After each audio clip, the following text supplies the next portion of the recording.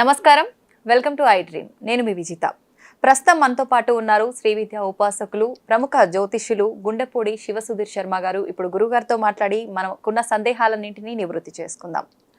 నమస్కారం గురుగారు. శ్రీమాత్రే నమః. శ్రీ గురుభ్యో నమః. గురుగారు, సంకష్టహర చతుర్థి, ప్రతి కష్టాల నుంచి బయటపడేసేవాడు ఆ గణపయ్య. ఖచ్చితంగా మనం ప్రతి పూజలో కూడా ముందుగా ఆయనకే పూజ చేసిన తర్వాత ప్రతి కార్యక్రమం అనేది మొదలు పెడుతూ ఉంటాం. మరి ఈ సంకష్టహర చతుర్థి అనగానే ముఖ్యంగా గణపయ్యని పూజించాలని చెప్పి అంటుంటారు. నిజంగా గణపయ్యనే పూజించాలా? అసలు ఆ రోజు పూజా విధానం ఏ విధంగా ఉండాలి గురువుగారు, తెలియజేయండి. శ్రీమన్మహాగణాధిపతయే నమో నమః. సంకష్ట అంటేనే అనుమానం అనేటువంటిది ఒక చాలా మంది వాడేటువంటి పదం. అవును. సంకష్టము అంటే అటు ఇటు ఎటు పోలేక ఒక పని వస్తుంది, అది చేద్దామా వద్దా అనేటువంటి ఒక అనుమానం.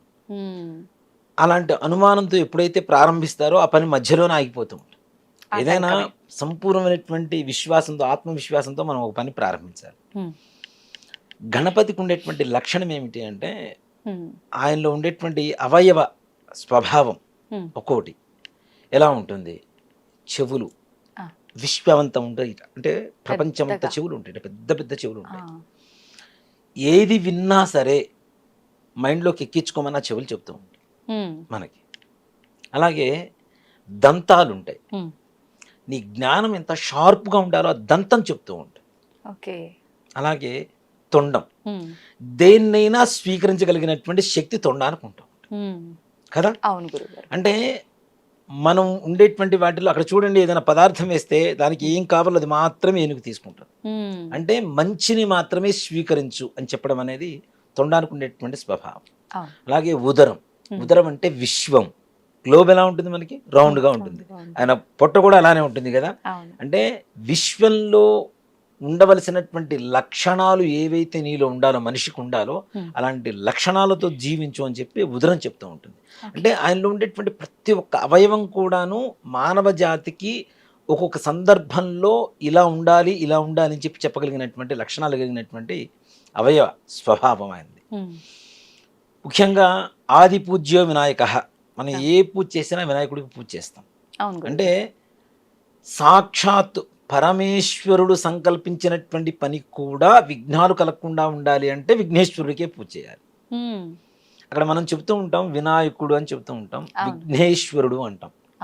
విఘ్నములకు ఈశ్వరుడు. ఈశ్వర శబ్దం అనేటువంటిది ఒక మాట చెప్పాలి అంటే శివుని చూసి మనం ఈశ్వరుడు అంటాం కదా. ఈశ్వరుడు అంటే నాథుడు అని అర్థం. ప్రపంచం మొత్తానికి నాథుడు ఆయన. కానీ విఘ్నేశ్వరుడు విఘ్నాలకి నాథుడు ఈయన.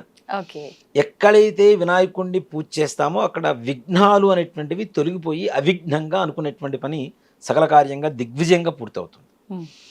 సంకష్టహర చతుర్థి రోజున ఎవరికి ఏ రకమైనటువంటి కష్టాలు ఉన్నా, అసలు ఎలాంటి కష్టమైనా సరే, నిరుపేద, ఇప్పుడు ఒక 1000 కోట్ల ఆస్తిపరుడు కూడాను వాళ్ళకు ఉండేటువంటి దారిద్ర్య బాధ ఒక్కోసారి మొత్తం వీధిన పడేస్తూ ఉంటుంది. అలాంటి వారైనా, నిజంగానే పూరింటిలో ఉండేటువంటి వాళ్ళైనా సరే, ఇక్కడ ఒక మాట వింటూ ఉంటాను ఎక్కువగా, బీదవాడిగా పుట్టడం నీ తప్పు కాదు, బీదవాడిగా చచ్చిపోవడం మాత్రం నీ తప్పు. కరెక్టే గురుగారు.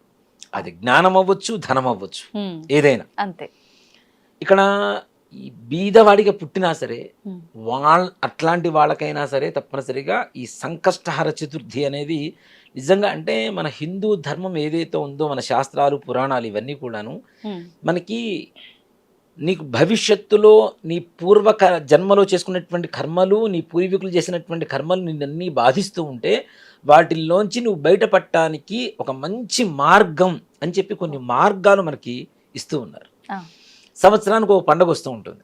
అలా కాకుండా మాస శివరాత్రి, సంకష్టహర చతుర్థి, అమావాస్య, అలానే బహుళ అష్టమి, బహుళ దశమి, అలాగే పౌర్ణమి, ఇలాంటివన్నీ కూడా ప్రతి నెల మనకు వచ్చేట్టుగా పెట్టారు. ప్రతి మాసంలో తప్పనిసరిగా వస్తూ ఉంటాయి. అంటే మానవుడు తొందరగా కష్టాల్లోంచి బయటపడేయడానికి ముందుగానే ఎంచుకున్నటువంటి, అంటే మనకి ముందుగానే ఒక మార్గాన్ని వేశారు మన ఋషులు మునులు. వేదాల్లో శాస్త్రాల్లో ముందుగానే ఒక మార్గాన్ని ఆలోచించి పెట్టారు. రాబోయేటువంటి కలియుగంలో మానవులు అనేక రకాలైనటువంటి కష్టాలు పడుతూ ఉంటారు. వీళ్ళ కష్టాలకి శీఘ్రగతిన అతి తొందరగా వీళ్ళు బయటికి రావడానికి ఏదైనా మార్గం కావాలి అనేటువంటి ఒక మంచి ఆలోచనతో సత్సంకల్పంతో, అంటే ఋషులు మునులు ఏంటి విశ్వ కళ్యాణమే కోరుకుంటూ ఉంటారు. ప్రపంచం అంతా కూడా సుఖశాంతులతో ఉండాలనే సంకల్పంతోనే ఉంటారు. అలాంటి సంకల్పంతో మనకి కొన్ని మార్గాలని, కొన్ని పూజా విధానాలని మనకు అందించారు. వాటిలో సంకష్టహర చతుర్థి అనేది చాలా చాలా విశేషమైనటువంటిది. సంకష్టహర చతుర్థి రోజున ఒక్కరోజు చేస్తే సరిపోతుందా అని చాలా మందికి ఉండేటువంటి అనుమానం. అవును గురువుగారు. కానీ ఇది ఒక వ్రతంలాగా చేసుకోవాలి. ఈ వ్రతం కూడా ఎలా అంటే 11 సంకష్టహర చతుర్థులు, ఓకే, లేదు 12. ఇప్పుడు మనకి మాఘమాసంలో మహాశివరాత్రి వస్తుంది కదా, అలానే మాఘమాసంలో పౌర్ణమి తర్వాత వచ్చేటువంటి చతుర్థినే అసలైనటువంటి సంకటహర చతుర్థి అని పిలుస్తాం. దీన్ని సంకష్టహర చతుర్థి, సంకటహర చతుర్థి అని పిలుస్తూ ఉంటారు. ప్రతి నెల కూడాను పౌర్ణమి వెళ్ళిన 4వ రోజు చవితి ఏ రోజు అయితే వస్తుందో, అమావాస్య ముందు వచ్చేటువంటి చవితి ఏ రోజు అయితే వస్తుందో ఆ చవితి రోజునే మనకి సంకష్టహర చతుర్థి. ఇక్కడ చూడండి, ఆయన పుట్టిందేమో శుద్ధ చవితి, కానీ మనం చేసేది మాత్రం సంకష్టహర చతుర్థి అమావాస్య ముందు చేస్తాం, కృష్ణపక్షంలో చేస్తాం. ఎందుకని గురువుగారు? దేనికి అంటే కష్టాలు, చంద్రుడితో మనం కష్టాల్ని ఎక్కువగా కొలమానంగా కొలుస్తూ ఉంటాం. పౌర్ణమి ముందు మానసికమైనటువంటి పరిస్థితి ఒకలాగా ఉంటే, పౌర్ణమి తర్వాత అమావాస్య వరకు మానసిక స్థితి వేరేలాగా ఉంటుంది చాలా మందికి కూడా. అవును అవును గురుగారు. దేనికంటే చంద్రుడు చంద్రమా మనసే జాత, చంద్రుడు మనస్సుని కారకుడు అవుతున్నాడు కదా. కాబట్టి చంద్ర ప్రభావం మనస్సు మీద పడుతుంది. కాబట్టి పౌర్ణమి ముందు రోజు పెరుగుతుంటాడు కానీ మనం ఉత్సాహంగా ఉంటాం. పౌర్ణమి తర్వాత రోజుకు తరిగిపోతూ ఉంటాడు కదా చంద్రుడు అమావాస్య వరకు, అందుకని ఆ ఉత్సాహం తగ్గిపోతూ ఉంటుంది. సుఖాల్లో ఉన్నప్పుడు దేవుడు అవసరం లేదు, కష్టాల్లో ఉన్నప్పుడు దేవుడు అవసరం కదా. అందుకనే కృష్ణపక్షము అంటే చీకటి అని అర్థం. కృష్ణుడు ఏ వర్ణంలో ఉంటాడు మనకి? నలుపు వర్ణం కదా. కృష్ణపక్షము అంటే నలుపు అని అమావాస్యకి సూర్యుడికి చిహ్నంగా చెబుతూ ఉంటాం. అది చీకటికి గుర్తు. కాబట్టి కష్టాల్లో ఉన్నప్పుడు చేసేటువంటి పూజ ఏదైతే ఉంటుందో వాటిని కష్టాల్ని హరించేటువంటి చతుర్థి కాబట్టి సంకష్ట హర చతుర్థి. హరము అంటే హరించడం, తీసేయటం మొత్తం. కాబట్టి కృష్ణపక్షంలో వచ్చేటువంటి చవితికి చాలా విశేషమైనటువంటి ఇది. అలా ఒక మాఘ బహుళ చతుర్థి నుంచి మరలా మాఘ బహుళ చతుర్థి వరకు ఈ యొక్క వ్రతాన్ని చేయడం అనేది చాలా విశేషం. ప్రతి నెల సంకష్టహర చతుర్థి. సంకష్టహర చతుర్థి మరి ఏం చేయాలి, ఎప్పుడు చేయాలి అంటే, ప్రధానంగా ప్రదోష కాలంలో ఏ రోజైతే బహుళ చవితి ఉంటుందో అదే రోజున సంకష్టహర చతుర్థి అవుతుంది. ప్రదోష కాలం అంటే సాయంకాలం. మనకి వినాయకుడికి చంద్రుడు ఎప్పుడు మనకు వచ్చేది? సాయంత్రం పూట. అలాగే వినాయకుడికి మనం చూడండి, చాలా మంది కూడాను సాయంత్రం పూటే పూజ చేస్తూ ఉంటాం. అంతకుముందు కూడా మనం చెప్పుకున్నాం, శివ కుటుంబంలో ఉండేటువంటి ప్రతి ఒక్కరికి కూడా ప్రదోష కాలం అనేది చాలా విశేషం. శివరాత్రి ప్రదోష కాలంలో చేస్తాం. సుబ్రహ్మణ్య ఇది సుబ్రహ్మణ్య షష్ఠి, స్కంద షష్ఠి, ఇవన్నీ కూడా సాయంకాల సమయంలో చేస్తూ ఉంటాం. అలాగే మనకి అమ్మవారికి నవరాత్రులు రాత్రిపూట చేస్తూ ఉంటాం. అలాగే గణపతికి కూడా సంకష్టహర చతుర్థి అనేది ప్రదోష కాలంలోనే విశేషమైనటువంటి పూజా కార్యక్రమం చేయాలి. మరి ప్రొద్దున్నుంచి ఎలా ఉండాలి? ఉపవాసం అనేది అంతకుముందు మనం చాలాసార్లు చెప్పుకున్నాం. కనీసం ఏదైనా కొద్దిగా అల్పాహారం కానీ, పండ్లు కానీ, పాలు కానీ సేవించి ఉండవచ్చు చక్కగా. ప్రొద్దునే నిద్ర లేవటం, ఇంట్లో పూజ చేసుకోవటం. ఈ పూజ చేయాలి అంటే గుడికి వెళ్లాల్సిన అవసరం కూడా లేదు. మనకి గుడికి వెళ్ళడానికి అవకాశం ఉండొచ్చు, ఉండకపోవచ్చు. కనీసం ఇంట్లో అయినా సరే గణపతి ఫోటో పెట్టుకొని గకారాది గణపతి అష్టోత్తరం అని చెప్పి మనకి గూగుల్లో దొరుకుతుంటుంది, పీడిఎఫ్లు, లేదంటే పుస్తకాలు దొరుకుతూ ఉంటాయి. గకారాది గణపతి అష్టోత్తరం అంటే గణపతి అష్టోత్తరంలో ఉండేటువంటి 108 నామాలు గ అనేటువంటి అక్షరంతోనే ప్రారంభం అవుతాయి మొత్తం. గమ్ అనేటువంటిది గణపతి అక్షరం కదా, బీజాక్షరం కదా. కాబట్టి గకారాది గణపతి అష్టోత్తరం ద్వారా శీఘ్రగతిన సకల కార్యాలు దిగ్విజయంగా పూర్తి అవుతాయని చెప్పి శాస్త్రం చెబుతుంది. గకారాది గణపతి సహస్రం ఉంది, గకారాది గణపతి అష్టోత్తరం ఉంది. సహస్రం చేయాలంటే కష్టం కదా అందరికీ కూడా. అందరూ సహస్రనామంలో ఆ నామాలు కూడా చాలా కష్టతరంగా ఉంటాయి పలకడానికి. కాబట్టి గణపతి అష్టోత్తరం లేదు, మాకు ఇంగ్లీష్ మీడియం తెలుగు మీడియం కాదు, మాకు అష్టోత్తరం కూడా చదవటం రాదు, కనీసం ఆడియోతో అయినా సరే మనం పూజ చేసుకోవచ్చు చక్కగా. వింటూ. ఓకే. ముఖ్యంగా గణపతికి చాలా ఇష్టమైనటువంటిది ఏమిటి అంటే దూర్వ బిల్వం అంటే గరిక. గరిక అనేది మనం మామూలు పూజ చేస్తూ ఉంటాం. పచ్చి దర్భ దొరికింది అనుకోండి, ఓకే. పచ్చి దర్భ దొరికింది, దాంతో చేస్తే ఇంకా విశేషం. ఇంకా మంచిది. కానీ పచ్చి దర్భ మనకి అందుబాటులో ఉంటుందా? ఉండదు. గరిక అయితే ఎక్కడ కావాలంటే అక్కడ ఉంటుంది. అవును. గరిక అంటే కేతుగ్రహానికి ప్రీతికరమైనటువంటి ఒక వస్తువు. ఓకే. కేతువుకు పూజ చేయాలన్నా, కేతుగ్రహానికి హోమం చేయాలన్నా దర్భతోనే చేస్తూ ఉంటాం. అంటే ఆయనకి ఇష్టమైనటువంటి ద్రవ్యం కాబట్టి. ఇక్కడ గణపతి కేతుగ్రహానికి అధిపతి. ఓకే. గణపతి. మరి కేతుగ్రహం అంటే ఏమిటి? ముఖ్యంగా మనకి ఏదైతే ఈ సహస్రారం ఉంటుందో దీనికి అధిపతి కేతు అవుతున్నాడు. అంటే జ్ఞాన సాధకుడు, కార్య సాధకుడు కేతు అవుతున్నాడు. ముక్తి సాధకుడు, కామ్య సాధకుడు, యుద్ధకారకుడు, ఇవన్నీ కూడా కేతువే అవుతూ ఉంటాడు. కేతుగ్రహానికంటే కూడాను ఇప్పుడు నేనున్నాను, మా అమ్మగారిని గౌరవిస్తే నేను ఆటోమేటిక్గా పనిచేసి పెడతా ఎవరికైనా. అవునా? మా నాన్నగారిని గౌరవించినా నేను ఎవరికైనా పనిచేసి పెడతా. కేతువు మనకి తొందరగా శీఘ్రగతిన ఆయన అనుగ్రహం కలగాలి అంటే ఆయనకి ఇష్టమైనటువంటి ద్రవ్యంతో ఆయనకి అధిపతి అయినటువంటి మూలాధారానికి అధిపతి అయినటువంటి గణపతికి పూజ చేయడం ద్వారా తొందరగా మనకు పనులు అవుతాయి. ముఖ్యంగా కేతు అంటే సర్పాకారం. మనకి చూడండి, బ్యాక్ బోన్ దగ్గర నుంచి ఇది మొత్తం చూసుకుంటే సహస్రారం ఇక్కడికి వచ్చేసరికి పాములాగా ఉంటుంది. అవునా? ఈ కేతు ఎప్పుడైతే ఈ సహస్రారంలో మనకి ఉండేటువంటి జ్ఞానం వికసింపబడుతుందో ఆటోమేటిక్గా అనుకునేటువంటి సకల కార్యాలు దిగ్విజయంగా పూర్తి చేయగలుగుతాం. ఏకాగ్రత కలుగుతుంది. ఏది కోరుకోవాలో తెలుస్తుంది. క్లారిటీ వస్తుంది. ఇందాక చెప్పా కదా, సంశయాత్మకమైనటువంటి ఒక పరిస్థితిలో ఉండకుండా ఒక క్లారిటీతో ఆత్మవిశ్వాసం పెరుగుతుంది గణపతికి పూజ చేయడం ద్వారా. మనం చెప్పుకునేటువంటి సంకల్పం, అది సంతానం కావచ్చు, వివాహం కావచ్చు, లేదా రుణ బాధలు కావచ్చు, మంచి ఉద్యోగం కావచ్చు, ఏ పనైనా సరే మనం అది ఇది అని చెప్పడానికి ఏం లేదు. ఏ పని అనుకున్నా సరే పిల్లలు కూడా చేయొచ్చా గురుగారు చదువు విషయంలో? తప్పనిసరిగా పిల్లలు అంత శ్రద్ధగా చేయాలంటే, పొద్దునుంచి ఉపవాసం ఉంచాలంటే వాళ్ళని కష్టం. వాళ్ళ బదులు వాళ్ళకి ఇంట్రెస్ట్ ఉండి వాళ్ళు చేసుకుంటే బ్రహ్మాండంగా చేసుకోవచ్చు.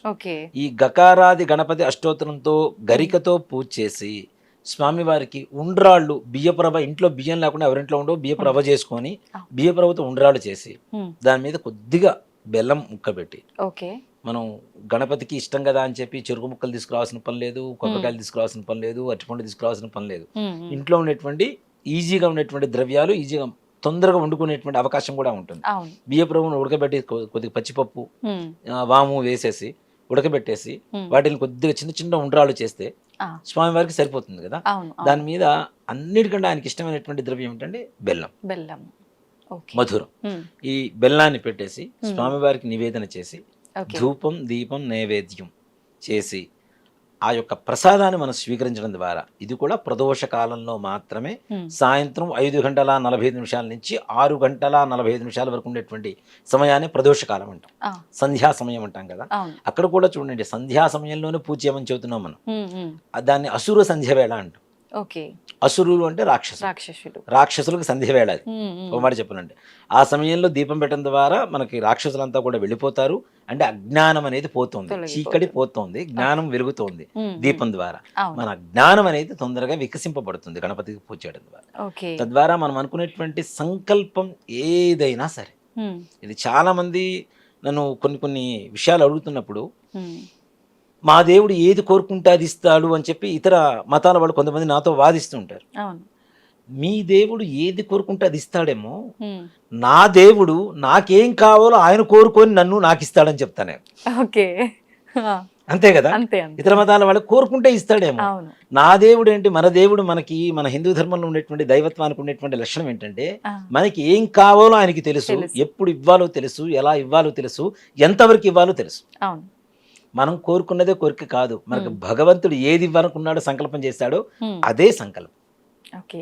కాబట్టి ఇలాంటివి చేయడం ద్వారా తప్పనిసరిగా ప్రతి సంకష్టహర చతుర్థికి ఇలా 13 నెలలు వస్తుంది. మాఘ బహుళ చవితి నుంచి మరలా మాఘ బహుళ చవితి వరకు, అంటే 13 సంకష్టహర చతుర్థులు వెళ్ళిపోతాయి. 13వ చతుర్థి రోజున ఏదైతే మరలా మాఘ బహుళ చతుర్థి వస్తుందో, సంకష్టహర చతుర్థి, ఆ రోజున మీరు ఉద్యాపన అంటారు, వ్రత ఉద్యాపన ఓకే. మనం మొట్టమొదటిగా సంకల్పం తీసుకునేటప్పుడే మనం తప్పనిసరిగా ఇన్ని రోజులు చేస్తాం, ఇన్ని మాసాలు చేస్తాం అని చెప్పి, అంటే మనం చూస్తున్న 13 మాసాలు చేయమని, కనీసం 11 మాసాలు చేసేవాళ్ళు ఉంటారు, 5 మాసాలు కూడా అలా చేసుకోవచ్చు. కూడా చేసుకోవచ్చు. మనకు ఉండేటువంటి అవకాశాన్ని బట్టి ఓకే. ఆరోగ్య పరిస్థితిని కూడా మనం ఆలోచించాలి కదా. అవును. కాబట్టి 3 మాసాలైనా సరే. హ్మ్. ఆ 3వ మాసం ఉద్యాపన అంటారు. వ్రతం అనేది ఒక దీక్ష తీసుకున్న తర్వాత దాని ఉద్యాపన కూడా తప్పనిసరిగా చేయాలి. అంటే సంపూర్ణమైంది ఓకే. కాబట్టి నువ్వు నాకు ఇవ్వవలసినటువంటిది నువ్వు ఇవ్వు నాయన అని చెప్పి ఆయనకు మనం పరిపూర్ణంగా కోరుకోవడం. ఓకే. ఈ ఉద్యాపన అనేది ఎలా అంటే ఒక మనకి పేలాల గంప అని చెప్పి మనకి పెళ్లి కూతుర్లను పెట్టుకొని తీసుకొని వస్తూ ఉంటారు పెళ్లిళ్లలో. అవును. అలాగే వెదురు అంటే వెదురు వెదురు బద్దలతో తయారు చేస్తూ ఉంటారు, అవును. వెదురు గంప అంట. హ్మ్. అలాంటి గంప ఒకటి తీసుకొని అది మీకుండేటువంటి అవకాశాన్ని Size బట్టి ఎంత? చిన్నదా పెద్దదా అనేది తీసుకొని ఓకే. దాని నిండా ఒడ్లు పోయాలి, ధాన్యం. ఆహా. ధాన్యం పోసి ఓకే. దాని మీద ఒక వస్త్రం ఉంచి మారేడు దళాలు ఉంటాయి కదా మనకి, మ్మ్. మారేడు దళాలు వెండివి బయట అమ్ముతూ ఉంటారు. ఓకే. అలాంటివి తీసుకొని ఒక 3 దళాలు తీసుకొని, మ్మ్. అలాగే గణపతికి ఇష్టమైనటువంటి పండ్లు ఏంటంటే మనకి రేగు పండ్లు అంటాం. హ్మ్. రేగు పండ్లు కదా, అవి ఏ సీజన్లో పడితే ఆ సీజన్లో మనకు దొరకవు. దొరకవు. అవును. సమ్మర్లో తప్పనిసరిగా దొరుకుతాయి. హ్మ్. మనకి ఫిబ్రవరిలోనే దాదాపుగా మనకి మాఘమాసం అనేది వస్తుంది. ఆ అవును. సమయంలో మనకి రేగి పండ్లు దొరుకుతుంటాయి. మ్మ్. ఎందుకంటే భోగి పండ్లు పోస్తాం కదా మనం, అవును. కాబట్టి ఈ మాఘమాసంలో దొరుకుతాయి దొరుకుతాయి. కొన్ని రేగి పండ్లు. హ్మ్. అలాగే అవకాశం ఉంటేనే హ్మ్. బంగారంతో తయారు చేసిన ఒక రేగి పండు. ఇవి దొరకని పరిస్థితి. ఇవి దొరుకుతాయి. దొరుకుతాయి. ఆ. దొరుకుతాయి, దొరకని పరిస్థితుల్లో అది ఓకే. దొరికినా దొరకకపోయినా శక్తి ఉంటే సువర్ణంతో చిన్న రేగి పండు. ఓకే. గణపతికి 13వ బహుళ చవితి రోజున చవితి. పూజ చేసుకొని, మ్మ్. లేదా మీరు ఎన్ని మాసాలు అయితే సంకల్పం చేసుకుంటారో అన్ని మాసాలు పూజ చేసుకొని, హ్మ్. సాయంకాల సమయంలో పూజ చేసుకొని, అవకాశం ఉంటే ఆ రోజున లక్ష్మీ గణపతి హోమం కూడా చేయించుకోవడం అనేది ఉత్తమమైనటువంటి మార్గం. ఓకే. తొందరగా లక్ష్మీ గణపతి. గణపతి. లక్ష్మి అంటే ధనం, గణపతి అంటే కార్యసిద్ధి. కార్యసిద్ధి. రెండు ఉంటే ఇంకా చాలు, ప్రపంచంలో అన్నీ ఉన్నట్టే కదా మనకి. అవును గురువు. కాబట్టి హోమం కూడా చేయించుకునే అవకాశం ఉంటే హ్మ్. ఇవి బ్రాహ్మణుడి కూర్చోబెట్టి ఆయన కాళ్ళు కడిగి, హ్మ్. పొద్దున్నుంచి ఆయన కూడా ఏమీ తినకుండా ఉండి, ఓకే. సాయంకాలం ఆయన ఇంట్లో వండుకోవడానికి కావాల్సినటువంటి స్వయం పాకం, హ్మ్. ఈ ధాన్యం, ఓకే. ఈ మారేడు దళాలు, హ్మ్. అలానే ఈ రేగి పండ్లు, ఇవన్నీ కూడా సంకల్పం చెప్పుకొని వ్రత ఉద్యాపన చేస్తున్నామని చెప్పి హ్మ్. వ్రత కథ ఉంటుంది, ఆ. చిన్న కథ, ఒక పేర వరకు ఉంటుంది. ఆ. ఆ కథ చదువుకొని ఈ బ్రాహ్మణికి దానం ఇచ్చిన తర్వాత ఉద్యాపన మొత్తం సంపూర్ణమవుతుంది.